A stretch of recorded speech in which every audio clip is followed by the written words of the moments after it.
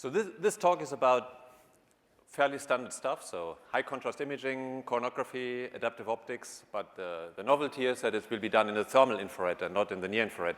And many of the slides are the results of discussions that we already had in the frame of the Breakthrough Watch. Collaborators here are Christian Marois, Jared Males, and Dimitri Mavet. First slide is on why going to the mid-IR, and the most important reason for that is shown here on this slide. The laser, okay, here it is. You see here spectra of sun-like star. That's a top spectrum peaking at optical to near-infrared wavelengths. And you see spectrum of the spectra of the solar system planets. Earth is down here, so that's what we are interested in. You see the reflected light at short wavelengths and the thermal emission in the mid-infrared. And the most important difference is that the contrast, which is in the optical 10 to the minus 10 to 10 to the minus 9, goes up to 10 to the minus 7 to 10 to the minus 6 in the thermal IR. So here you have a contrast gain of about a factor of 1,000 between the planet and the star. So that's important. Another thing is that the biggest error term in the near infrared is typically the quasi static speckle intensity. And if speckles are produced by phase aberrations, they scale with 1 over the wavelength squared. So in the N-band at 10 microns, they would be reduced by a factor of 20 with respect to K-band, by a factor of 70 with respect to J. So there may be another thing where the longer wavelengths helps to achieve the higher contrasts. Going a bit further with this idea is here you see PSFs, coronagraphic PSFs obtained with sphere. Here that is a typical coronagraphic PSF where this dark hole is a control radius of the deformable mirror. Outside you see still a bit of seeing residuals. And then if you plot the radial profile here of such a PSF, you get in the near infrared about 10 to the minus 4 contrast at 0.2 arc seconds and 10 to the minus 5 contrast at 0.7 arc seconds. And if you then scale it to 10 microns, like I indicated before, you would expect something like 4 times 10 to the minus 6 contrast at 1 arc second separation. And the control radius is huge. It's 5 arc seconds about. And the contrast at 4.5 arc seconds, we would expect to be of the order of 2 times 10 to the minus 7. So this all looks good. Thermal imaging.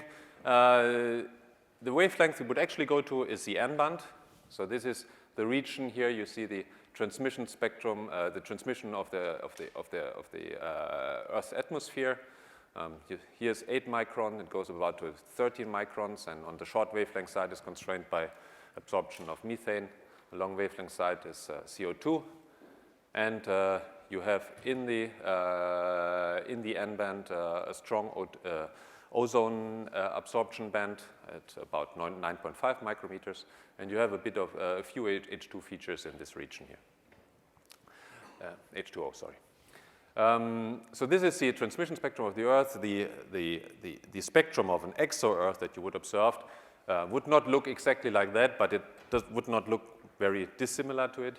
So we have in this wavelength regime important biomarkers like ozone, also methane, water, and CO2. So it's certainly an interesting wavelength range. There are also downsides for thermal imaging, especially if you do it from the ground.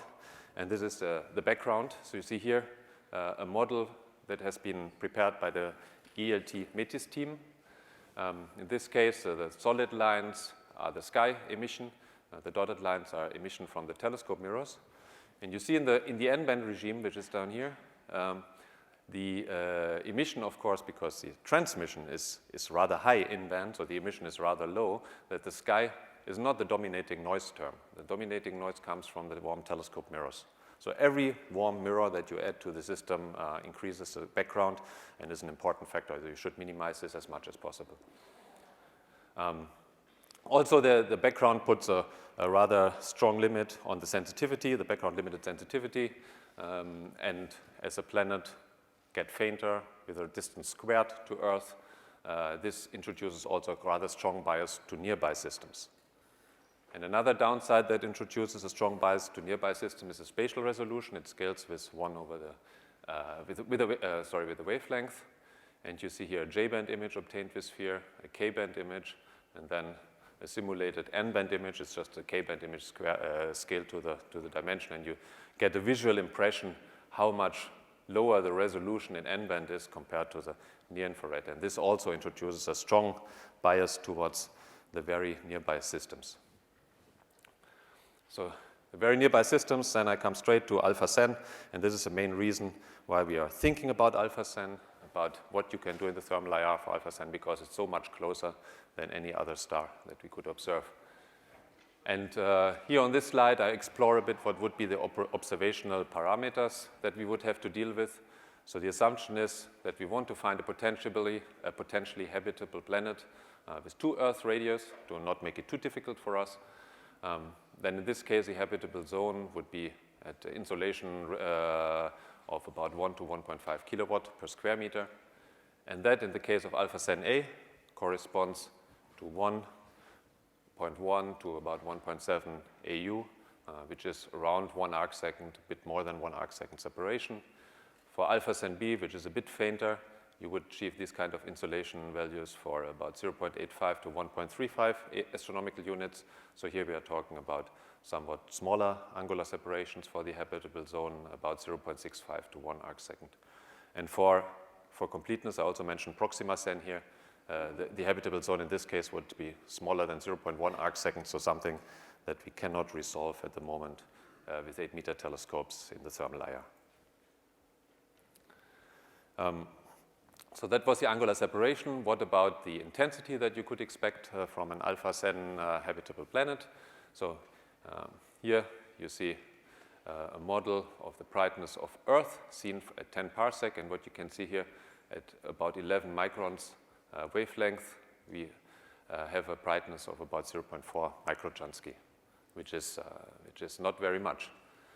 So if you now assume that we have 2 Earth radius, so 4 times the surface, and we put the whole system at 1.35 parsec, so like aCen instead of 10 parsec, we are talking here about a sensitivity requirement of about 80 microjansky. So this is what we need to be able to detect this habitable planet. And then with the brightness of aCen A of 170 Jansky, we can calculate the contrast requirements. So this is the typical requirements in high contrast imaging, what you talk about.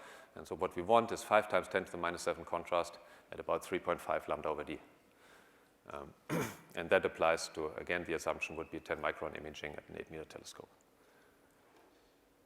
For aCen B, the similar calculation shows 1.5 times 10 to the minus 6 contrast at 2.5 lambda over d. So slightly higher contrast, but slightly further in. So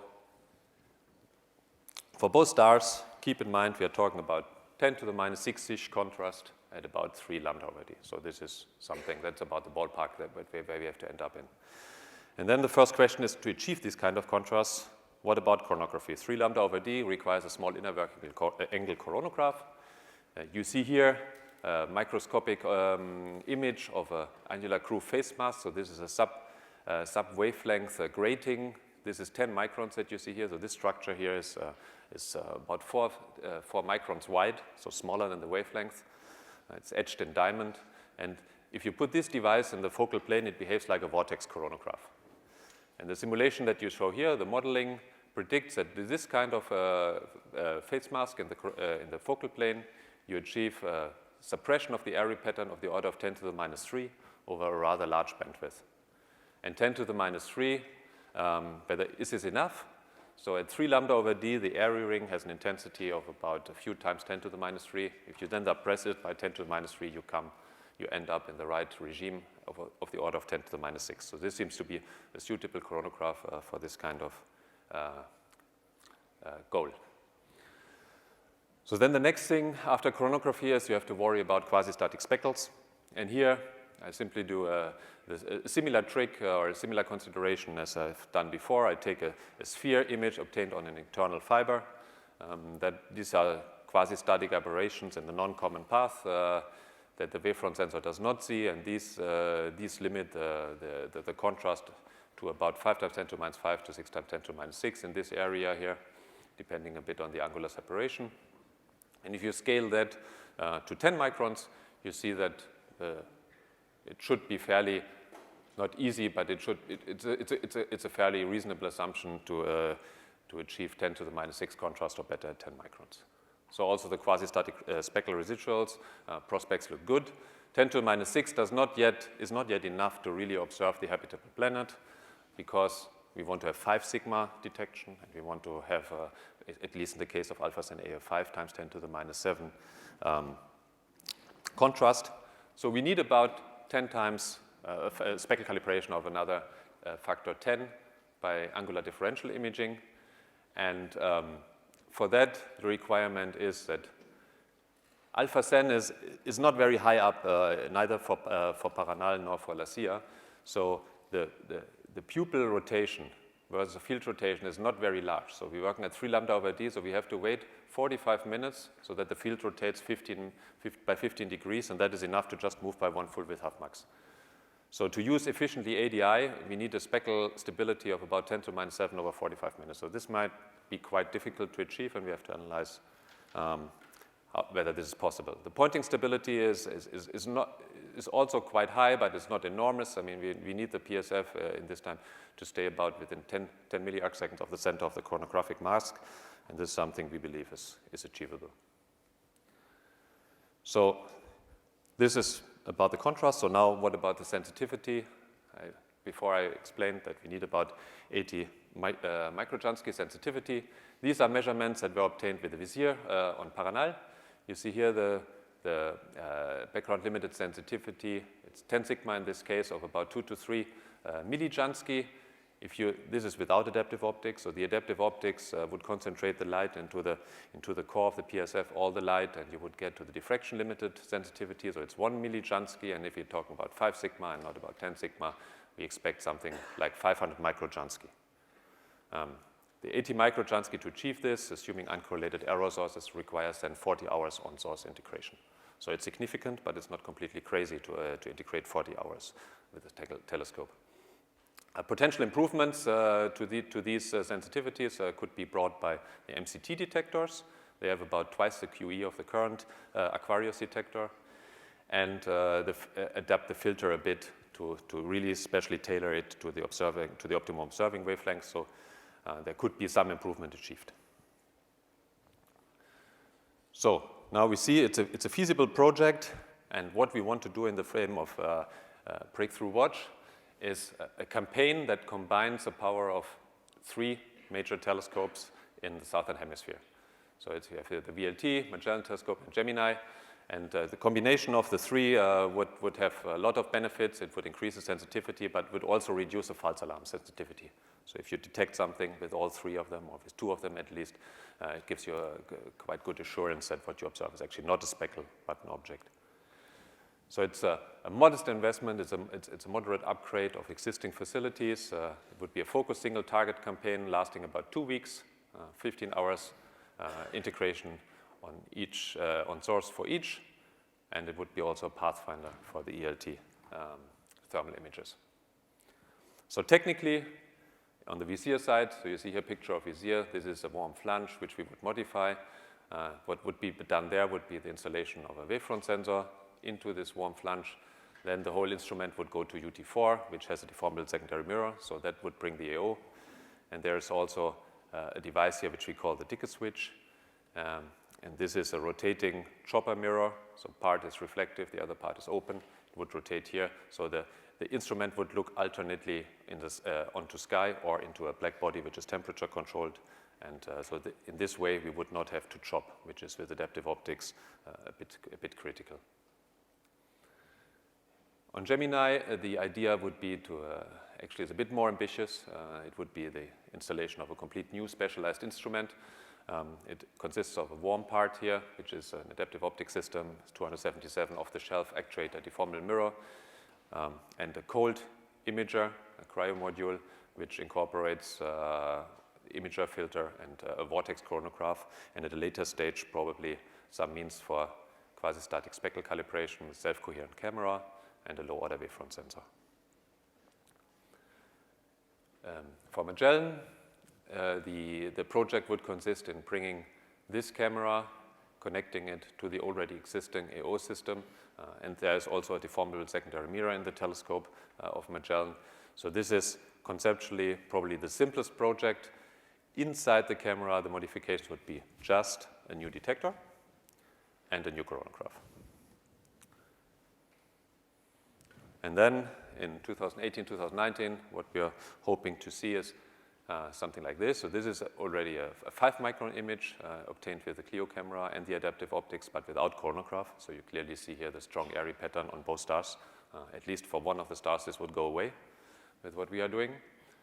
And then on the right side, you see a sphere picture of the binary. So you see here the primary star hidden by the coronagraph, secondary star leaking into here, and you see here the planet. And of course, I'm cheating a bit. I mean, this is not the aCen system. This is another stellar system which has just similar parameters. So this is a real object, but it's not the aCen planet. So just the last 3 slides, I have 30 seconds left, okay, is on the ELT. What could ELTs bring in thermal imaging? So this is a bit complex slide, just try to talk you through it. These are simulations or modeling of the planet brightness of an exoplanet of different temperatures. So you see here the black curve is 250 Kelvin, red curve is 300 Kelvin, and the other curves are for hotter planets. We don't care about those. So look at the red and the black curve, and it's about 2 Earth radius on the right, 1 Earth on the left, at 10.6 microns with the ELT. You see here how dramatically the planet brightness drops with distance. And you see here also the sensitivity limit with the ELT on METIS in 3 hours. So at about 4 parsecs already in 3 hours, we cannot detect the planet anymore. If we spend a bit more time, we can maybe go to 6 parsec. But here you clearly see that with thermal imaging, you are biased towards the very nearby systems, 5 parsecs about. You also see that, for example, the M dwarfs, this error indicates that for a planet to be that warm around an M dwarf, it needs to be pretty close to the star. And such a system could only be resolved out to 2 parsec distance. So thermal infrared, because of the lambda over d resolution, is also not something for M dwarf observations. And so 5 parsec, solar type stars, the list of candidate stars is very short. So apart from aCen A and B, there are about 6 other stars that could observe with a reasonable probability to detect a giant planet. The concepts are GMT, for GMT is called Tiger. Here are simulations showing the 2 radius, Earth radius planet around aCen, contacted aCen B in this case, detected very, very safely. 1 Earth radius planet also detected, both in 10 hours. You already see that it works quite a bit better than with the 8-meter class telescopes. And here's a similar slide for ELT METIS. They have done exactly the same simulation. In this case here, 1 Earth radius planet around aCen. This is at 1 AU, this is at half an AU. At half an AU, of course, the planet would be warmer, would be brighter. So that's why it's detected with higher signal-to-noise ratio. This brings me to the conclusion of the talk. So with current E-meter class telescopes, we can detect potentially habitable planets around aCen A and B. And the combined effort involving the VLT, GEMINI, and Magellan is on the way. 2 weeks campaign is discussed in 2018 and probably 2019. And finally, in the longer term, the ELT thermal imagers can observe a handful of additional stars.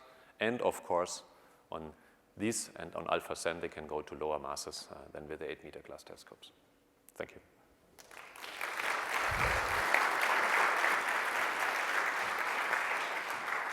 Thank you, Markus. We have time for a couple of questions. Yes. Do you know anything about zodiacal dust in these systems and how that will change your sensitivity? Zodiacal dust in aCen, I don't have the top of my head in mind the value, but I don't expect it would be a big problem. I don't think we know, which probably means there's not a ton of it. Yeah. Maybe Bruce, you know? Oh. Russ probably knows more about this. And there's no detection. I think the upper limits are somewhere between 10 and 100. You could still hide enough dust that you're kind of hosed, but there's no strong reason to expect it there. You went back and forth between different size telescopes and different size planets. And study of Kepler has shown pretty much that anything above 1.6 Earth radii is not a small atmosphere planet, and we're not sure 1.6 to around 1.2 or 1. But when you're saying detect a potentially habitable planet, what size and what size are you talking about? No. For the contrast estimates and the sensitivity estimates, we assumed a 2 Earth radius planet. I said this because it makes our life easier. I mean, of course, if you go to 1 Earth radius, it gets much more difficult. It's a factor 4. Factor 4 means 16 in exposure time. So your 50 hours go to 800. Yeah. It's a very strong function of the brightness of the planet.